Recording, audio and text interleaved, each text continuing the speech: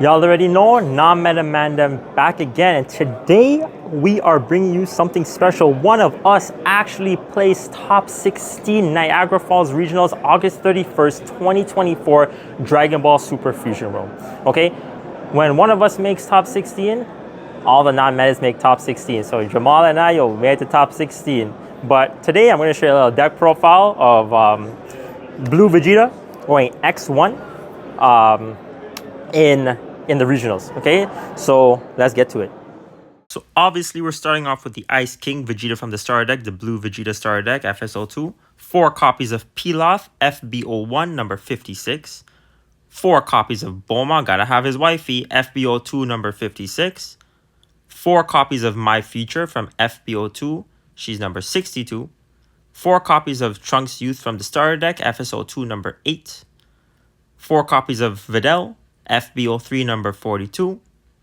We're running 4 copies of Vegeta, the crit from FBO3, number 47. This guy's amazing. 4 copies of Vegito, FBO2, number 61. Son Gohan himself, Son Gohan Adolescence, FBO3, number 39. 4 of those. 3 copies of Double Strike Vegeta from the starter deck, FSO2, number 13. 3 copies of the SCR from set 2, FBO2, number 139. 3 Zeno-Samas, FBO2, number 49. We're running 4 super combos, of course, from the starter deck. We're choosing Videl here, FSO2, number 10. 3 copies of Sinister Sickle, FBO1, number 68. And last but not least, 2 copies of Final Hope Slash, FBO1, number 66. Today is August 31st, 2024. My first time playing this deck was August 30th, yesterday, last night against Jamal, at a practice match. And that was the only match I had coming into it. I was in California for a couple weeks. Just got the singles the night before I faced this guy, so 2 nights ago. Played the deck 1 time. Okay, just assembled it in time with the deck list. And I lost in the match against him. Just assembled the deck in time to submit the deck list to Carta Magica. Lost to my practice match against Jamal. Came here, won the first match against Bardock. Lost against Green, and I won the rest. I faced Red, I think, 4 times. Yeah, I think that's what it was. And no, maybe 5. I can't remember. But anyways, super fun time. First time placing top, but yeah. In 4th place, Kevin Bertol. Hey! In 5th place, Danny P. I'm not even going to try. Who's that? 4th place? All right, guys. Sorry about the abrupt stop there. They were announcing top 16, so we had to stop doing the deck list breakdown. So following this is the deck list breakdown just a bit after. Thanks to Nick for recording. Awesome Digimon player. Please note for the following deck breakdown, Jamal did have to leave as we didn't get to finish our original recording. When he was here, the mic did not sync with my phone, so the audio is a bit off, so please just turn it up if you guys want to hear the deck breakdown. Alright, yo, so let's get to this deck list for top 4 Vegeta. Okay, right there, FSO2, the amazing leader. Okay, on the Awaken, if you have 7 or less cards in your hand, activate main, then you're getting 15,000 power for the rest of the turn. And amazing, right? Because you're basically swinging 35k into your opponent, pressuring them to combo. So this is a really aggro build deck. Shout out to my boy Calvin. This man prepped the whole list, everything. I ran it, worked flawlessly. Just lost once today. Went X1, won 6, lost 1, top 16, top 4, you know? Alright, so this guy should be banned. This guy's cooked. Peel off, recycle.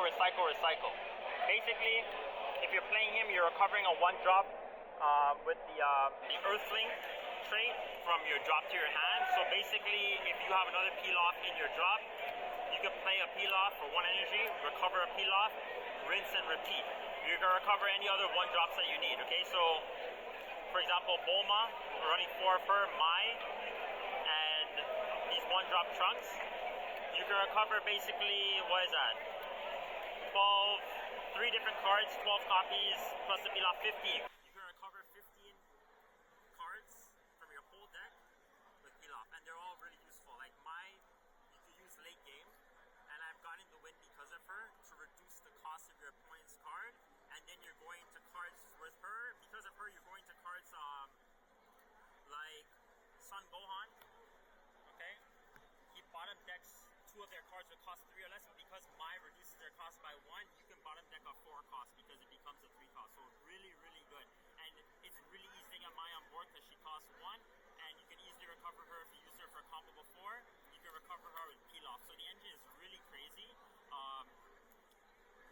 Pilaf is like one of the main things I went into, even early game, late game, because he gets you that recovery.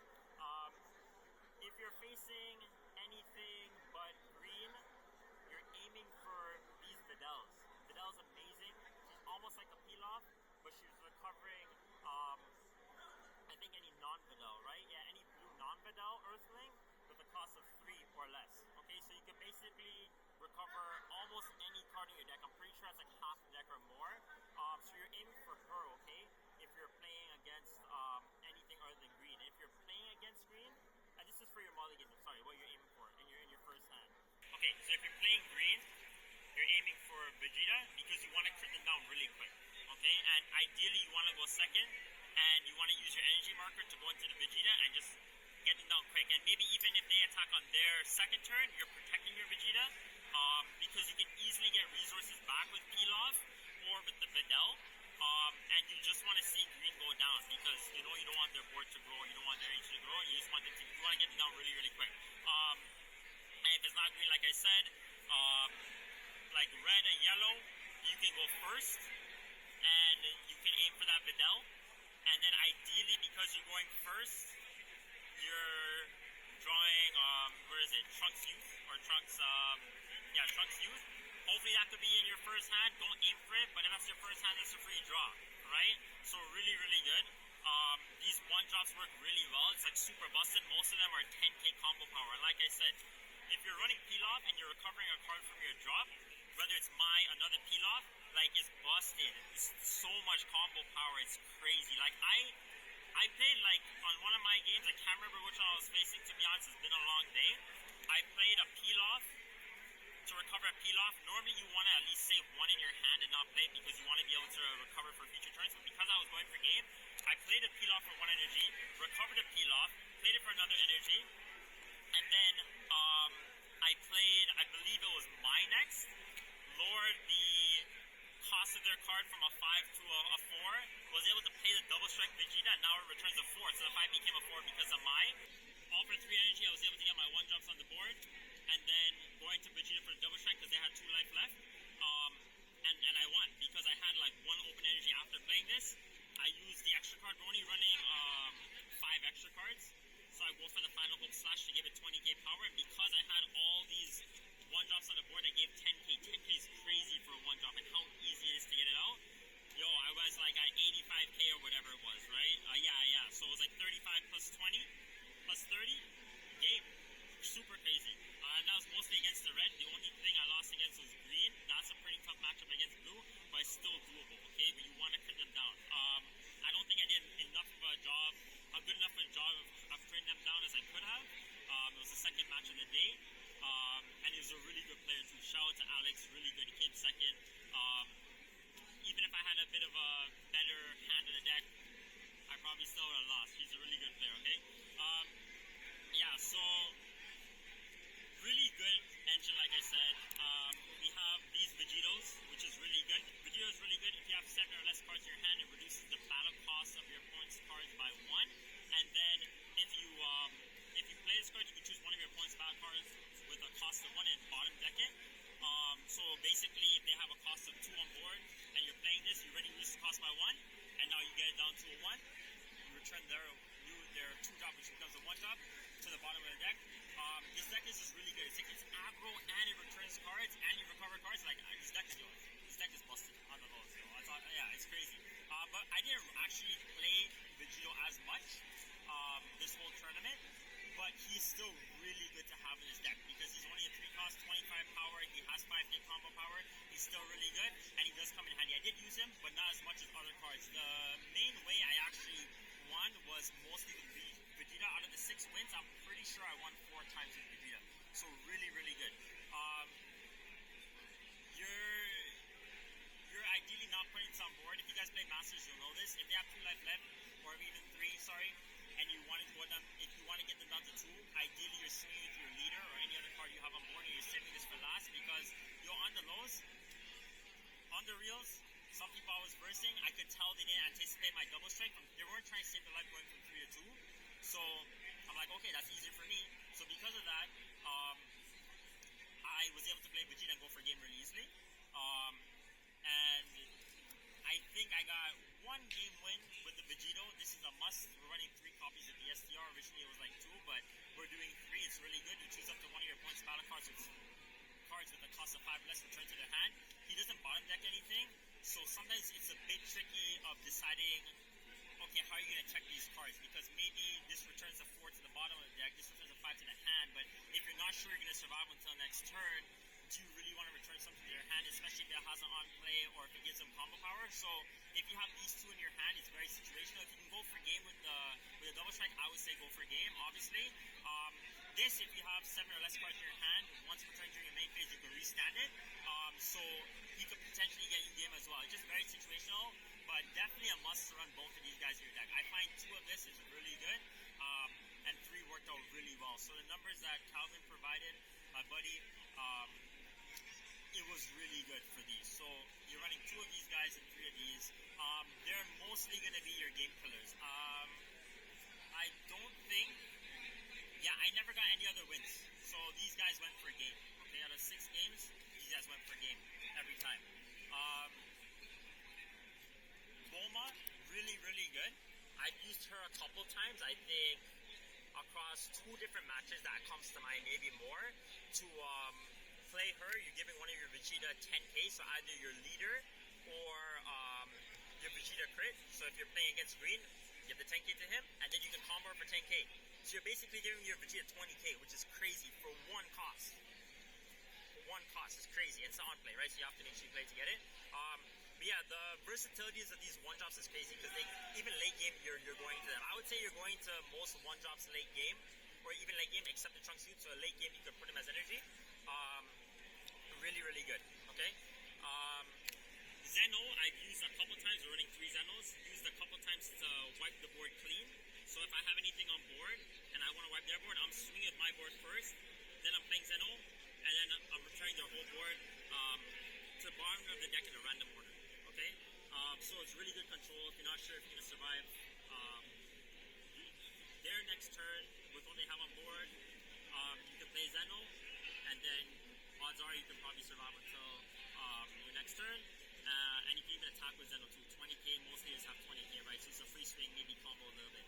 And speaking of comboing, with your leader, Vegeta, you're comboing a lot early on because of how much you can return from your drop. Especially if you're starting off the game going with Videl and Seppi from facing green. She's recycling every single turn. Pilaf can recycle really easily. So you want to make sure you combo with the Vegeta, because if you're going to be attacking with her to get back a card from your drop, you might as well have a card in your drop. So you want to combo onto your leader to aggro your opponent really early on. Okay?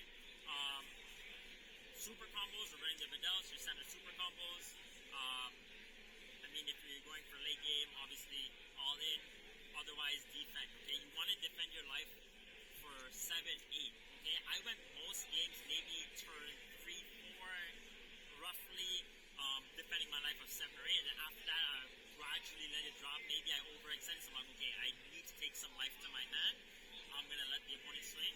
But oftentimes you're defending with the Vegeta, and you have enough cards to do it, because again, you can combo on attack, or you can combo on defense or recover on your next turn because of all the cards you can recycle. So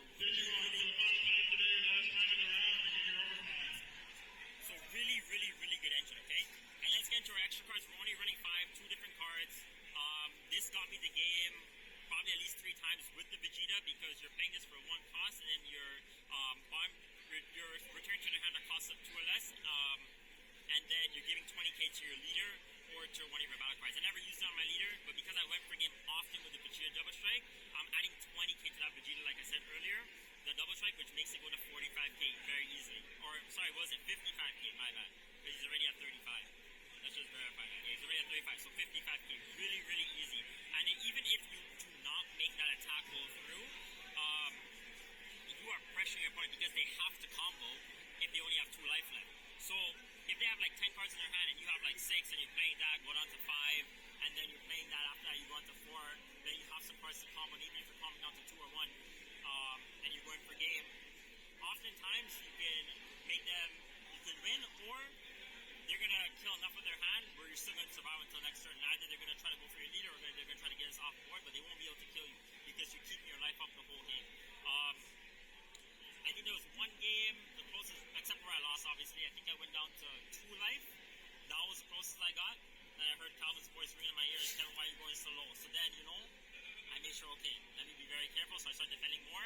But again, this deck is really good at defending. Okay, Sinister Sickle, another start of the deck. One of the only 2 extra cards, 3 copies of this. You're bottom decking 2 of your opponent's cards with cost of 4 or less, and you already know because of the Mai, and I did this many times, you're reducing a cost of 5 that they may have to 4, and now you can bottom deck a 5 cost. Really, really good. It clears the board really well. If you're facing green, you don't really need this, so because you're going so aggro with the Vegeta, so you can just put in your energy more at a time. But most decks, you can play Sinister Sickle, and you're clearing their board. Man, this deck is actually so amazing. Really good board control. Reminds me of Pan and Masters. Pan and Masters, I love the combo power, I love the draw power, I love the aggressiveness, and this, I only played this deck once, I lost against Jamal the practice night last night, August 30th, 2024. Came here, won my first game, lost my second game, won the rest.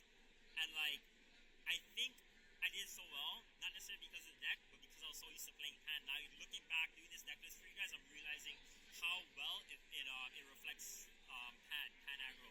Shout out to Pan, the Ice Queen. And last but not least, kind of forgot the Gohans. With Gohans, again, bottom decking, 2 of your opponent's cards with cost 3 or less, and again, Mai can reduce the cost of 4 down to 3, okay? And if you have 2 Mais, 5 down to 3. So really, really good, versatile deck. A lot of return to bottom deck or to hand with the SCR, a lot of recovery, and it's just really good, okay? So really quickly, against red and yellow, you're probably going first. Against everything else, you're probably going second. Blue's a mirror, just play really well. Green, you're critting them down. And green, you're aiming for those, the Vegeta crits in your first hand. Everything else, you're aiming for Videl. And you're just aggressively attacking. Okay, you're really aggressively attacking. Shout out to the Dragon Ball community. Even people I won against were saying to me afterwards, oh yeah, be a little more aggressive. Because I realized, okay, yeah, this deck is really aggressive, so I took that advice. And I was a bit more confident in the future matches. I can't remember who told me that, but then that was you. Shout out to you. Yeah, really, really good deck. Top 4 Niagara Falls, August 31st, 2024 Nationals. Got me the cereal, got me the invite to Nationals with a 2-round bye. And yeah, some of you may say this is really broken. It's up there, but it can be beaten. But you just also have to pilot the deck really well. Anyone can play this deck, but they could lose. Someone can play this deck, but they could win, right? So it is a strong deck. I think Pilaf should be banned or limited or not be able to recover Pilaf. But it is a beatable deck, but it can also beat other decks, okay? So that's your deck profile for the Vegeta. And I'm so happy with Vegeta because time in overtime. I'm so happy with Vegeta. Report on BCP. We will have final standings soon. There you go, Digimon's almost done. And I'm so happy with Vegeta because he's my favorite character in the Dragon Ball universe. If you guys like Vegeta, give a thumbs up. If you guys like his deck profile, give a thumbs up. But here we are, stay a bit longer because Digimon's finishing at the same venue to drive some people home. And yeah, shout out to Nick for recording. And yeah, guys, Dragon Ball Fusion World, Digimon card game, Dragon Ball Masters is not a perfect run of things all the time with Bandai. I know Bandai isn't a perfect company and every game has had their kinks, but shout out to Bandai for at least giving us this game and for us to be able to figure out the meta, for us to figure out the non-meta, for us to figure out different things and to have good community, right? Shout out to AC Games, Nick is part of the community there. AC Games in Toronto, amazing community for Digimon, just like how we had Dragon Ball back in the day. I gotta give a shout out to AC all the time. And yeah, just shout out to Bandai, honestly, at the end of the day, because at least we have the game, at least we have something to work with, right? And hopefully it just gets better, hopefully Masters makes a comeback, hopefully Fusion World keeps going strong along with Digimon. Non-meta Mandem, thanks for